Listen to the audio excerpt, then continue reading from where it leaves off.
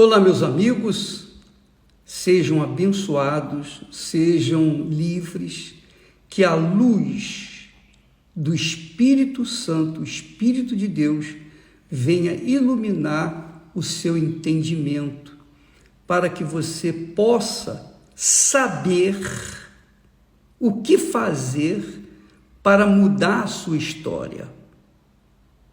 Você mudar a sua história. Não espere que alguém venha mudar a sua história. Não espere que Deus venha mudar a sua história. Como se um passo de mágica. Não. Deus muda a nossa história mediante a fé ousada, atrevida que nós apresentamos nele. É isso que eu aprendo no Velho Testamento e também no Novo Testamento, mas em especial no Velho Testamento, conta a história do povo de Israel, suas lutas, seus fracassos, suas vitórias, seus conflitos, e tudo que eles passaram no passado se repete nos dias atuais. Não tenha dúvida disso. Porque, por exemplo, nós tomamos o caso de Jacó. Jacó foi um homem escolhido por Deus. Deus havia se revelado para ele. Deus havia aparecido para ele no alto de uma escada, anjos subindo, anjos descendo. Depois Jacó fez um voto com Deus. E 14 anos depois que Jacó fez o voto com Deus lhe apareceu outra vez e disse: agora sai da tua terra.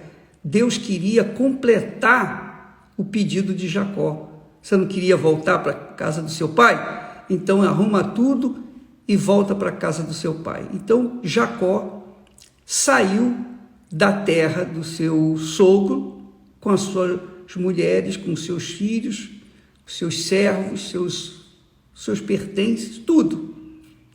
E foi em direção à casa do seu pai.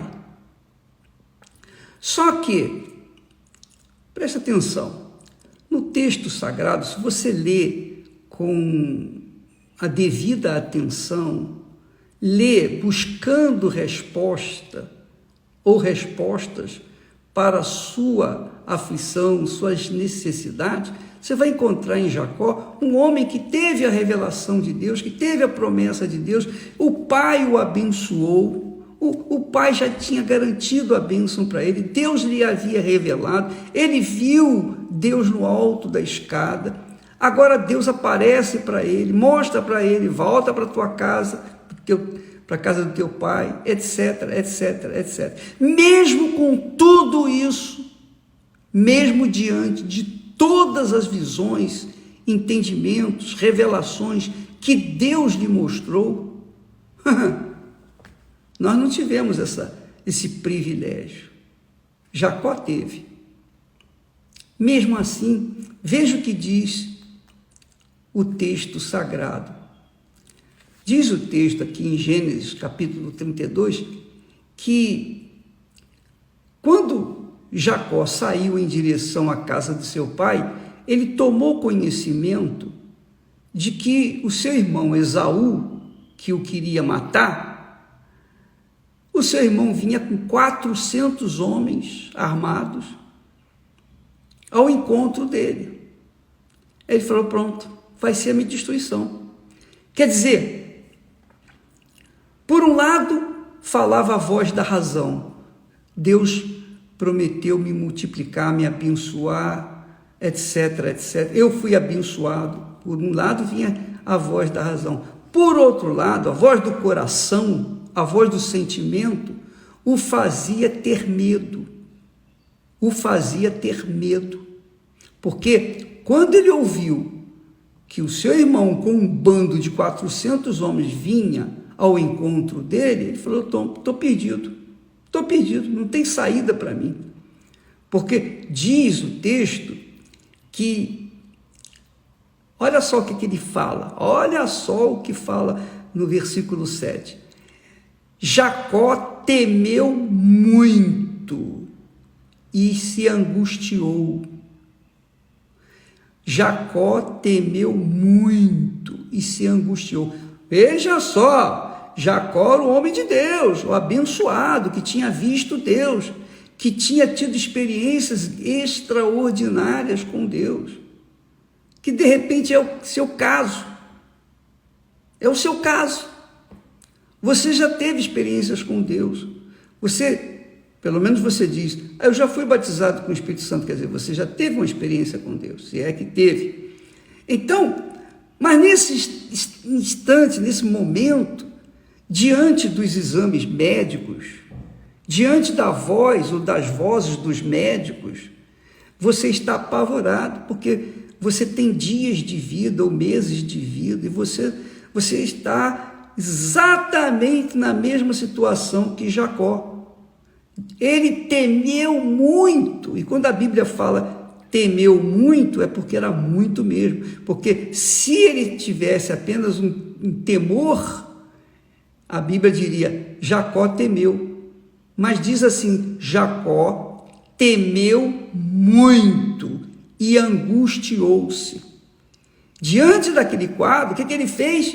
Ele pegou todo o povo que estava com ele, as suas mulheres, seus filhos, seus bens, seus pertences, tudo, e mandou à frente, e transpôs o val de Jaboque, e mandou-os ir ao encontro do seu irmão em 3 bandos, cada bando levando um presente para o seu irmão. Quer dizer, ele queria agradar o seu irmão, ele queria sensibilizar o coração do seu irmão, para que o seu irmão não viesse fazer nada de mal com ele. Porque ele estava muito temeroso, ele estava muito angustiado, que é o caso de muita gente neste exato momento, que está desesperada, muita gente desesperada. Eu também fico sensibilizado com o desespero que as pessoas têm manifestado, pessoas que estão com coronavírus, pessoas que estão com câncer, pessoas que estão desempregadas, pessoas que estão sem dinheiro, pessoas que não têm o que comer, não sabem o que vão dar para os seus filhos, pessoas que estão acamadas, enfim, eu sei disso. Deus, muito mais do que eu, claro, Deus sabe disso. Mas Deus já deu a palavra dele, já tinha dado a palavra dele para Jacó. E Deus já deu palavra para você, Deus já deu palavra para mim. Ele já nos deu a palavra. Ora, minha amiga e meu caro amigo, se Deus nos deu a palavra, é porque Ele vai cumprir aquela palavra. Deixa eu tirar aqui as cascas de ferida que ficam comentando uma opção de coisa aqui e distraindo você, tentando remover o seu pensamento. Porque é assim, todos nós vivemos em conflitos diários, a cada momento, todos nós. Seja você cheia do Espírito Santo, seja você vazio do Espírito Santo, não importa. Seja você evangélico, católico, espírita, seja lá o que você for, sempre você vai estar vivendo em conflito. Porque sempre há uma guerra entre a sua razão, a sua cabeça, o que diz a palavra de Deus aqui na sua cabeça e o que fala o seu coração, viu? Lembra de Abraão quando foi sacrificar o seu Isaac lá no Monte Moriá? A luta que ele enfrentou, o diabo falando com ele de um lado e Deus do outro. Deus falava na razão, no intelecto dele, e o diabo falava no coração, procurando sensibilizá-lo para que ele desistisse daquele sacrifício. Ora, Jacó estava nessa situação caótica, crítica. Jacó estava no fundo do poço, mesmo com todas as revelações, todas as manifestações de Deus na vida dele. Como é que ele estava fraco? Ele diz o texto que ele temeu muito, Jacó temeu muito e se angustiou. E pegou tudo que tinha, ele mandou como presente para o seu irmão para aplacar a ira do seu irmão contra ele, que queria matá-lo. Então ficava Jacó entre a cruz e a espada, entre a consciência, entre a razão, entre a inteligência, entre a voz de Deus e a voz do coração, desgraçado coração, que o diabo usa para levar as pessoas ao inferno. E as pessoas que não dão atenção à palavra de Deus, que são inteligentes, mas não dão vazão ou não atentam para a palavra de Deus, essas pessoas que são movidas pelas emoções, pela voz do coração, com certeza vão perder. Com certeza vão perder. Têm perdido e vão continuar perdendo, até o momento em que elas despertarem para a voz de Deus e dizer, esquecer, virar as costas para o coração, esquecer o coração e dar atenção à razão, à inteligência, ao intelecto, à palavra de Deus, porque a palavra de Deus é Deus falando, a palavra de Deus é o Espírito de Deus, a palavra de Deus é a mente do Senhor Jesus Cristo, a palavra de Deus é o Espírito Santo. Quando você dá atenção à palavra de Deus, então você está sendo sábio, porque está usando a sua fé com inteligência. E Jacó ficou sozinho, mandou todo mundo ali na frente e ficou do outro lado do Val de Jaboque. E diz o texto sagrado que apareceu um anjo e Jacó lutou com esse anjo. Olha só, o desespero de Jacó era tão imenso, tão desesperador, desesperador, que ele lutou com Deus. Por que ele lutou com Deus? Aí que vem a pergunta. Por que Jacó lutou com Deus? E de repente você não luta com Deus, você luta contra Deus. De repente você fica aí de joelhos, ó Deus, tem misericórdia de mim, tem compaixão de mim, bispo, ora por mim, bispo, por favor, faz isso, por favor, faz aquilo, eu vou na igreja hoje, eu fui na igreja ontem, ó Deus, tem misericórdia de mim. Isso não resolve, porque Deus já teve misericórdia de você.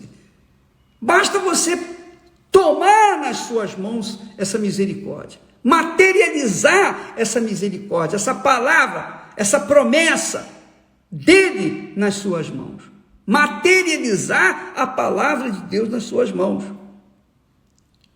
Como, bispo? Como? Presta atenção. Jacó foi levado, Deus permitiu que ele sofresse o que sofreu, passasse o que passasse, o que passou.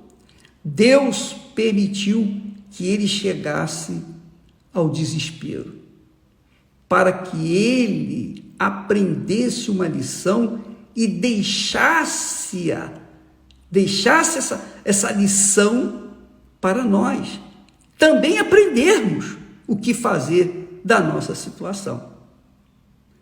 Então, o que fez Jacó? Lutou com Deus. Você sabe o que significa lutar com Deus? Lutar com Deus só faz aquele que realmente está desesperado. Aquele que chega ao ponto, ao cúmulo do desespero, que chega ao ponto de dizer, é tudo ou nada, é vida ou morte. Aí nasce a revolta. Jacó manifestou essa revolta. Por causa da sua revolta, daquela situação crítica, desesperadora, ele disse, ó Deus, não te deixarei ir se não me abençoares. Ele lutou com Deus, ele lutou, quer dizer, ele manifestou uma revolta. Você só luta com Deus quando você manifesta uma fé viva e que a leva ou leva a manifestar a revolta, ficar revoltado. Eu lembro das muitas vezes que nós passamos por tribulações, lutas, pelo vale da sombra da morte, vales da sombra da morte, nós passamos pelos vales da sombra da morte, e houve momentos que eu faria tudo ou nada, ou é ou não é, ou Deus existe ou Deus não existe. Se Ele existe, Ele vai me livrar dessa situação.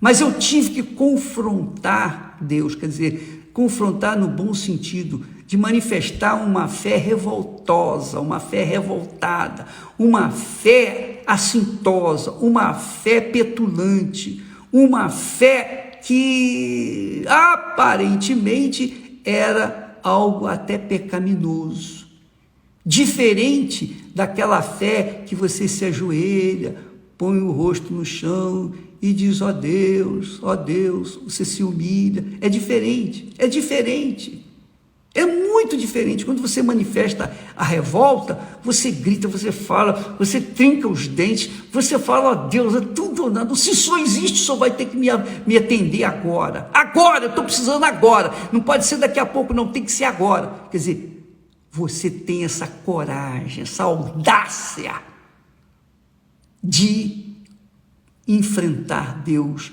face a face. Claro, você não está vendo Deus, mas Deus está vendo você. Ele está vendo essa fé que você está manifestando. É isso que Ele quer. É isso que Ele estava esperando de você. Finalmente você entendeu. Finalmente você entendeu que eu quero que você manifeste confiança, dependência de mim. Isso se chama fé. Por isso que Paulo lá em Hebreus diz, porquanto é necessário que aquele que crê em Deus, aquele que tem fé em Deus, creia que Ele existe e que se torna galardoador dos que o buscam. Então você, para se aproximar de Deus, você tem que ter essa garra, essa gana, essa ousadia. E você não pode esperar por ninguém. Você não pode esperar por pastor, pelo bispo, pela igreja, por fulano, beltrano ou cicrano. A fogueira santa do Val de Jaboque é isso. Se você não estiver revoltada, nem participe, porque não vai acontecer nada. Você tem que estar revoltada, você tem que estar disposta por tudo ou nada, ou vida ou morte. Do contrário, minha amiga, meu amigo, vai ser mais uma fogueira santa, que você vai fazer uma tentativa, e você não é jogador. Deus não aceita jogadores aventureiros, ou é ou não é, ou tudo ou nada, ou vida ou morte. Porque chegou um momento na minha vida, várias vezes, chegou um momento que eu disse, ó Deus, agora ou o Senhor existe é comigo, ou o Senhor não existe e eu vou me arrebentar. Das duas, uma, ou eu vou arrebentar ou eu vou me arrebentar. Se o Senhor existe, eu vou arrebentar. Se o Senhor não existe, eu estou frito. Porque eu não tenho mais saída. Então, amiga e amigo, esta é a fé que agrada a Deus. Porquanto é necessário que aquele que se aproxima de Deus creia, tenha certeza. Não é que seja religioso, não é que aquela oração mole, aquela oração lamentosa, aquela oração tipo Jó, ou mesmo Jeremias. Não, é uma oração de audácia, é tudo ou nada, é vida ou morte. Isso é um esforço, é uma coragem que vem da fé, autêntica fé que Deus colocou dentro de você. Ele que coloca essa revolta, para que você então manifeste essa fé e tome posse das suas promessas. Então, por favor, minha amiga, você vê, ontem nós falávamos sobre isso, a fé impetuosa, a fé que traz a bênção de Deus, e muitas pessoas ficaram curadas pela própria fé. Elas oraram por si mesmas. Eu tenho lido aqui os testemunhos, pessoas disseram, bispo, aconteceu, eu fiquei curada, eu orei, eu fiz um desabafo com Deus, eu manifestei a minha fé, pronto, olha, mudou a minha história. Agora, os preguiçosos, os indolentes, Os que querem colocar o fardo que tem carregado nas costas do pastor, do bispo, de outras pessoas. Ora por mim, fulano. Beltrano, ora por mim. Ó, pede todo mundo aí para orar por mim. Todo mundo orando por mim. E não vai adiantar todo mundo orar por você. Por quê? Porque se a sua fé não for sua, dificilmente você vai sair dessa situação. Entendeu o que eu estou falando? Estou sendo honesto com você. Não fique na dependência de pastor, de bispo, de ninguém. Não fique na dependência do pai de santo, do padre, do bispo, do papa, seja lá quem for. Não fique na dependência de igreja A, B ou C. Não fique na dependência da sua religião. Se você ficar na dependência da sua religião, você vai continuar vivendo o que você está vivendo aí. E vai cada vez piorar. Mas se você der um brado de independência, se você der um grito de independência, se você se revoltar contra essa situação, que só você pode fazer isso, porque só você sabe onde dói o seu calo, onde dói, onde está a sua dor. Entendeu, minha amiga? Levante-se aí, fale com Deus, fale de pé, não fica... Eu vou ser mais ousado, você fala... Você levanta a voz, fala alto com Deus, vai para um lugar assim em que não tenha ninguém escutando, ninguém bisbilhotando, e fale forte com Deus, abra sua boca, conforme você fala com clareza, com uma voz audível, você vai ver a resposta de Deus na sua vida. Deus abençoe e até amanhã, em nome do Senhor Jesus. Amém.